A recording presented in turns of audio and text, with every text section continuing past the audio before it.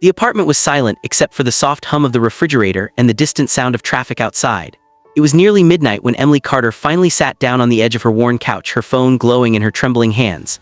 The day had drained every ounce of strength from her body, but sleep felt impossible. Her mind was heavy with numbers she couldn't escape, unpaid rent, overdue bills, and a final notice taped to her door earlier that morning. Emily was a single mother, and life hadn't been kind since her husband passed away 2 years ago. Every responsibility now rested on her shoulders alone. She worked double shifts whenever she could, but it was never enough. Prices kept rising, hours kept shrinking, and hope felt thinner with each passing month. Tonight, desperation had finally pushed her to do something she never imagined she would. With shaky fingers, she opened her phone and typed a message she had rehearsed 100 times in her head. She explained her situation honestly, how she was short on rent, how her landlord had given her one last warning, how she was terrified of losing the only home her young son had ever known. Each word felt like a small wound, reopening her pride and pouring out her fear. Tears blurred her vision as she read the message one final time. After a long pause, she hit send. Almost immediately, her heart dropped. The name on the screen wasn't her sister. It wasn't a friend or a coworker either. It was a number she didn't recognize at all. In her exhaustion, she had sent her most vulnerable plea to a complete stranger. A wave of shame washed over her. Her chest tightened as she quickly deleted the message, as if that could erase the moment or take back her humiliation. She turned off her phone and pressed it face down on the table, her hands covering her face. The silence felt louder now, heavier. Emily walked quietly into the bedroom and knelt beside her son's small bed. He slept peacefully, unaware of the storm surrounding them. She brushed a strand of hair from his forehead and held him close, breathing in the familiar scent that reminded her why she kept going, even when everything felt impossible. "I'll figure it out," she whispered, though she didn't know how. As she lay beside him, staring at the ceiling, Emily closed her eyes and whispered a prayer, not for wealth, not for miracles, but simply for one chance, one sign, one reason to believe tomorrow wouldn't be worse than today. Outside, the night remained still, and Emily, unaware of what was coming, believed that her message had vanished into the darkness forever. Morning light crept through the thin curtains as Emily Carter slowly opened her eyes. For a brief moment, she forgot the weight of the night before. Then reality returned, rent, fear, and the message she wished she had never sent. She reached for her phone with hesitation, half expecting another warning from her landlord or a missed call from work. The screen lit up. New message. Her heart skipped as she read the words. "Are you okay?" Emily sat upright, her pulse racing. She stared at the unfamiliar number, her mind scrambling to remember where it came from. Then it hit her, the wrong message. The one she had sent in desperation and deleted moments later. Heat rushed to her face as embarrassment and panic set in all over again.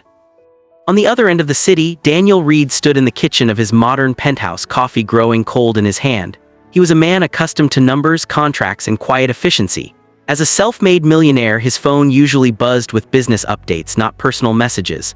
The night before, he had nearly ignored the text, but something about its raw honesty had unsettled him.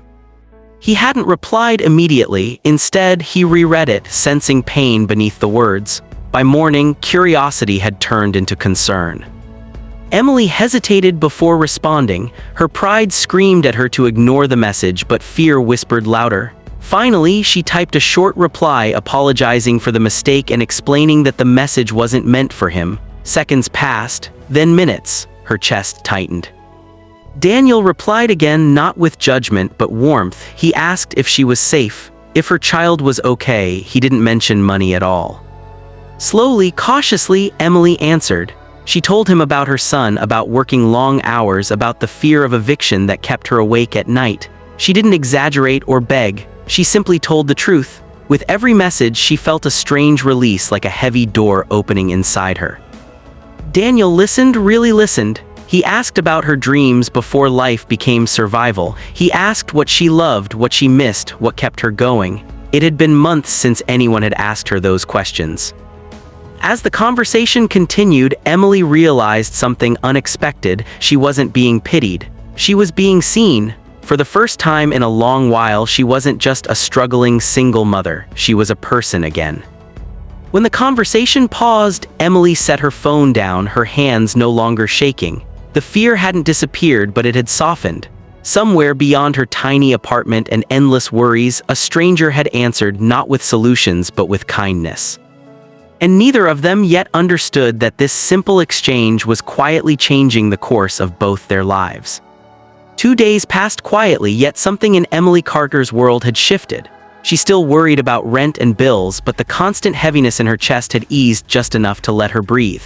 Her conversations with Daniel had been brief since that morning, polite check-ins, kind words, but she never imagined he would step beyond the screen of her phone. That afternoon, Emily was folding laundry when a sudden knock broke the silence. She froze. No one ever knocked unless it was bad news. Her heart raced as she moved cautiously toward the door, peeking through the worn peephole. Her breath caught. Standing in the narrow hallway was Daniel Reed, dressed neatly in a dark coat, his expression calm and respectful. In one hand he held a bag of groceries. For a moment, Emily didn't open the door, fear and disbelief tangled inside her. What if this was a mistake? What if she had trusted too easily? Then Daniel stepped back slightly, as if sensing her hesitation, and spoke gently through the door. "I'm sorry if this is too much," he said. "I'm in town for work, I just wanted to help." She opened the door just enough to speak. Up close, Daniel seemed exactly as he had through his messages, quiet, composed, and sincere.